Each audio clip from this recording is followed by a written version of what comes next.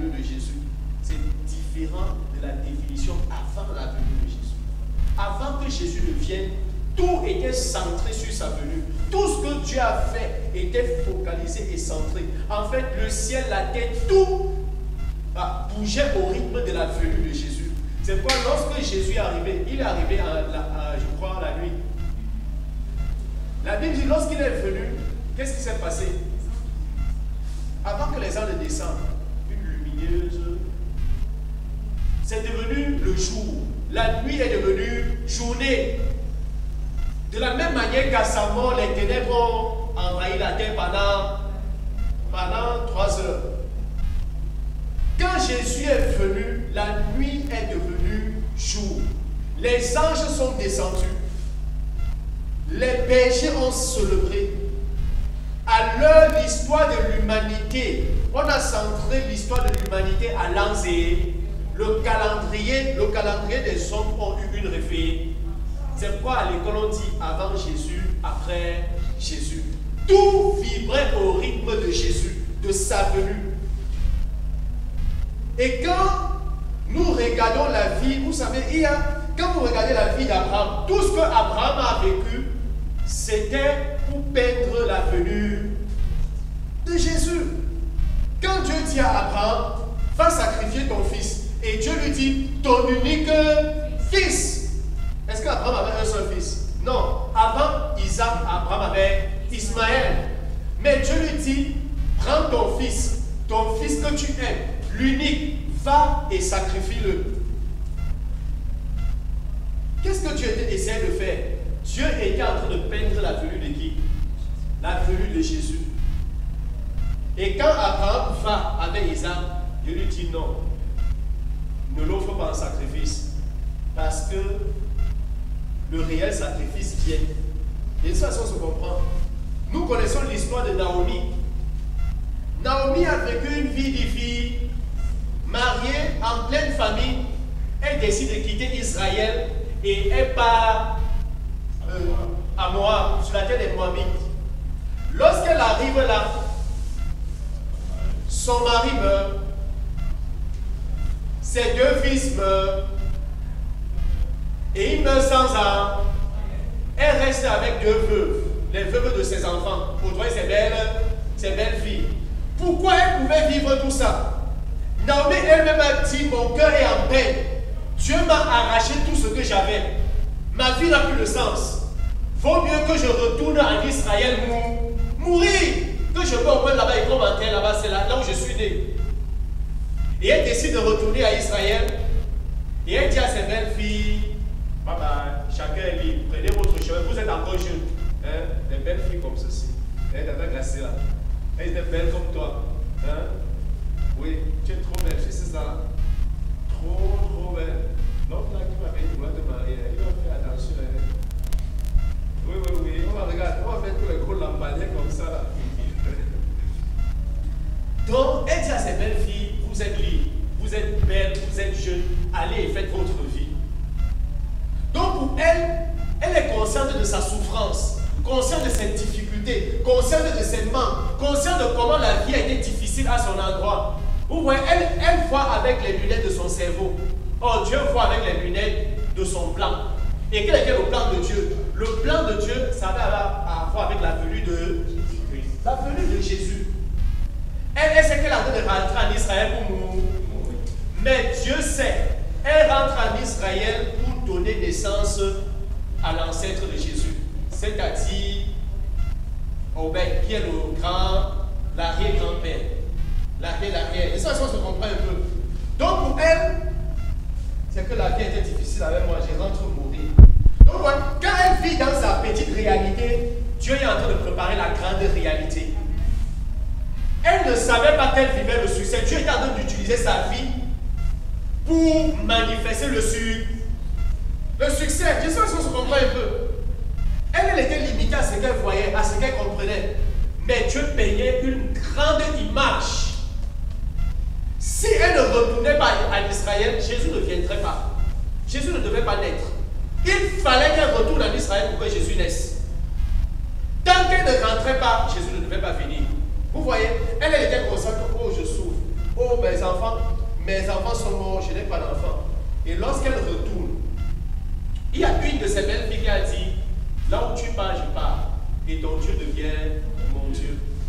Je serai avec toi, ton pied, mon... Voilà.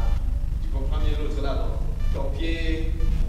Voilà. Et elle est rentrée en Israël avec Naomi, sa belle-mère. Mais la Bible dit, lorsqu'elles sont arrivées, la faveur de Dieu était là. Et Dieu lui a permis de rencontrer Boaz. Et lorsqu'elle a rencontré Boaz, on a accouché Obed, qui est un arrière de notre Seigneur Jésus. Tant qu'elle ne retournait pas, donc tout vibrait au rythme de la venue. Mais lorsque Jésus est venu, aujourd'hui, si on veut voir le succès, tout est défini par rapport à ce dont nous avons partagé aujourd'hui. Ces trois prérequis. Tenir compte du plan global. Donc toi dans ta tête, quand tu veux prendre une décision, quand tu veux faire quelque chose, quand tu veux, c'est-à-dire quand tu veux même commencer une affaire, regarde, quel est le plan global? Ma vie n'est pas limitée dans ce monde. Ce qui est cher au cœur du Seigneur, chaque fois c'est comme ça que tu prends des décisions. Chaque fois que tu t'engages dans ce que tu as appelé, le succès est attaché à ça. Donc nous allons donner ce matin la première définition du mot succès. La première définition du mot succès que je dois donner ce matin, je dis ceci, le succès est un voyage et non une destination. Le succès c'est un voyage et non une destination. Le succès c'est un voyage. On appelle ça le voyage du succès et non une destination. Beaucoup croient que si je deviens si, je réalise si, ça veut dire que j'ai réussi. Non, le succès c'est un voyage. Ça veut dire qu'il y a plusieurs étapes dans la marche du succès. C'est-à-dire il y a plusieurs, j'appelle ça plusieurs carrefours de succès. Et comme je disais au départ, je peux être au lycée, en tant qu'élève au lycée, dans cette phase et période de ma vie, je suis en train de vivre la vie du succès. Étant collégien, étant lycéen, étant universitaire, le succès, il y a plusieurs carrefours, plusieurs ronds-points de succès. C'est un voyage, le voyage du succès. Et il faut qu'à chaque étape, que tu manifestes le succès. Le succès, c'est un voyage et non une destination. Vous voyez, pour quelqu'un, pour lui, c'est que je rêve de devenir ci. Et si je deviens ça, ça veut dire que j'ai réussi. Non, c'est faux. Ça, ce n'est pas le succès selon Dieu. Le succès selon Dieu, c'est un voyage et non une destination. Dans ce voyage, ta vie dans l'évangile de Christ devient de plus en plus influente. Dans ce voyage, ta vie dans l'évangile de Christ devient de plus en plus influente. Le succès, c'est un voyage. Dans ce voyage, ta vie dans l'évangile de Christ devient de plus en plus influente. Amen. Ça se comprend, Pasteur John? Ce que je dis, ça se comprend pas. Qui comprend ce que je dis? Merci. Tu peux nous expliquer ça? Oui. Ça veut dire que pendant que je suis en train de vivre et de manifester la vie de succès, je serai en fait, j'aurai une plus grande portée progressivement. Et si j'ai commencé par exemple à manifester le succès au lycée, comme on est en train de dire, ou au collège, et que j'ai peut-être une sphère d'influence, plus je suis en train de grandir dans le succès, plus ma sphère d'influence s'élargit. Dans l'évangile, c'est bon de préciser ça. Ok, je vais dire ceci. Ne confondez pas la notoriété, la richesse avec le succès. C'est bon, c'est bon de prier. La notoriété, la richesse, beaucoup confondent la notoriété, la richesse avec le succès. Tu peux avoir la notoriété, tu peux avoir la richesse, mais ce n'est pas le succès. J'ai dit ta vie, donc dans le voie de succès, ta vie dans l'évangile de Christ devient de plus en plus influente. C'est-à-dire, ton champ d'influence avec l'évangile grandit. Avant, c'était juste dans mon cadre du lit. C'est-à-dire, je manifeste Christ dans la sphère où je suis. Avant, c'était dans ma salle de classe. Quand j'étais en 4e, c'est-à-dire, c'était avec mes voisins de... C'était ça ma sphère d'influence. Mes voisins de banque. Même en classe, les autres me connaissaient. Mais lorsque j'arrive en seconde, toute la salle de classe sait. C'est-à-dire, j'ai une plus grande influence sur les autres. Avec quoi? L'évangile de Christ. Donc, je vous ai dit tout à l'heure, si vous n'avez pas ces trois clés, vous ne pouvez pas comprendre ce que c'est que le succès. C'est-à-dire, ton influence s'élargit dans l'évangile de Christ.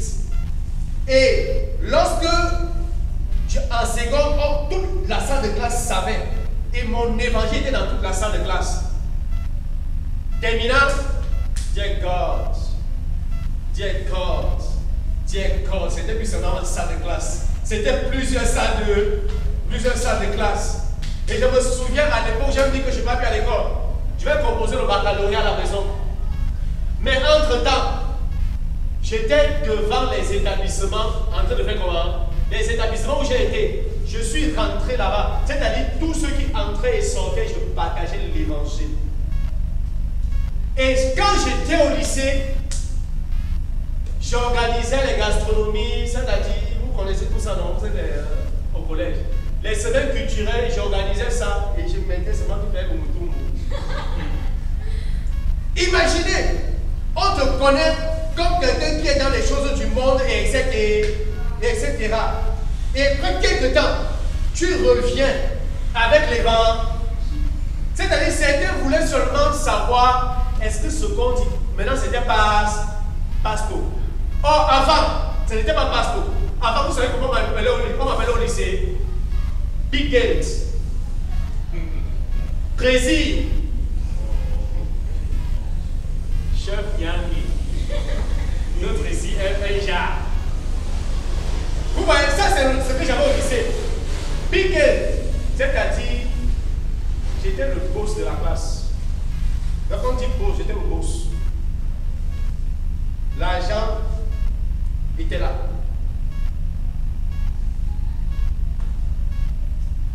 Donc, Big Gate, c'est le plus riche. À l'époque, c'était le plus riche. Big Gate. Mais je n'avais pas d'influence. On me connaissait, j'avais la notoriété. Et on disait que j'ai l'argent. Comment je ne me voyais pas. J'avais la notoriété et selon eux, j'avais l'argent. Oui, parce que je faisais comme quelqu'un qui avait l'argent. À la pause, il devait prendre un groupe de personnes. Aller à la... J'avais mon cahier à la cantine. Donc, quand nous partions, on mangeait, on met dans le cahier. J'avais mon cahier, c'est Big Game. Donc, on me reconnaissait dans la partie. Donc, c'est des pots, je vais prendre une foule de personnes, on part. Chacun prend pas sa commande. Donc, on disait Big Gate.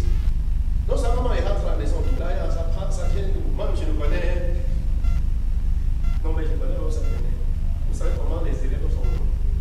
Si on demande quelque chose de 1000 francs, toi tu viens dire que c'est 20 000. Quelqu'un a fait ça ici.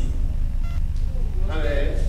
Voilà. Si on dit l'argent des dossiers, c'est tel montant. Je viens prendre un 3. C'est-à-dire, tu jongles. Maintenant, quand je suis arrivé dans certaines classes, c'est même ma pension que je jongle. Donc, quand il m'envoie, il dit manger, c'est ma pension qu'on est en train de manger. Le boss. Ma pension. Vous voyez, au lycée, j'avais de la notoriété. On me préparait qu'il y avait l'argent. Mais je n'étais pas influent. Je n'avais pas de succès. Mais quand l'évangile de Christ a commencé à me dominer de façon progressive. Et je suis rentré dans ce lycée prêcher l'évangile à l'entrée. C'est tous ceux qui entraient et sautaient. Donc, et quand quelqu'un me voit, c'est-à-dire la nouvelle courait seulement que Miguel Prési est devenu pasteur. C'est-à-dire les gens voulaient seulement voir si c'est. Et quand tu viens. Donc, au départ, pasteur, je croyais qu'il venait vraiment recevoir l'évangile. C'est après que je me rends compte que ce n'est pas l'évangile. Donc ici là, je parle. Quand tu viens, tu me vois dans mon sein, je te parle de Jésus. Je te parle de Jésus. On m'écoute attentivement. Et quand j'ai fini, donc c'est vrai. C'était la nouvelle marché. Les gens voulaient seulement se rassurer que ce qu'on dit. Donc, la notoriété, la richesse, ce n'est pas le succès. Non.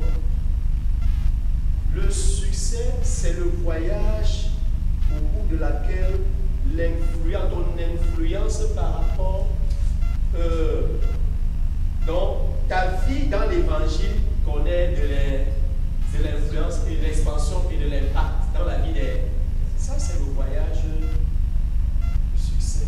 Amen. Quelqu'un peut lire Genèse